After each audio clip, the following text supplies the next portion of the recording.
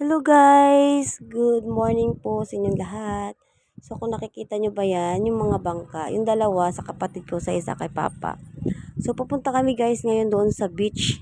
Ito yung beach na to ay free lang siya. So makikita nyo maya kung gaano kaganda, kalinis yung mga sand ng beach na to. Free lang siya guys. Ganito kaganda ang beach dito sa San Vicente. Ito yung lugar kung saan ako pinanganak. So, pag pupunta dun sa beach na yun guys, ano lang, 30 minutes. Pwedeng gumamit ng bangka, ayan. Pwede rin naman gumamit ng motor. So, mas bet ko talagang sumakay dito. Yung mga kasamahan namin ay nagmotor. Ako gusto ko talaga sasakay dito kasi mga 15 years na siguro hindi ako nakasakay dito guys. Minsan lang kasi kami umuwi dito sa kila mama. So, bago ka makarating dun sa beach na yun guys na sinasabi ko, marami kang mga isla na madadaanan. Yung mga bato guys, so makikita mo talaga ang ganda, ang linis ng dagat. So tara guys, samahan nyo kami guys. So, kung napapanood mo ang video na ito, so para kang nakarating na rito. Malay mo, makarating ka rin dito sa aming bayan ng Palawan at isama nyo na rin sa list nyo yung San Vicente. Maliban dito guys, maraming tanawin na magaganda. Mga beach, mga falls, sobrang ganda guys. So tara guys, simulan na natin. Magpe-prepare na kami sa pasakay dito sa bangka. Let's go!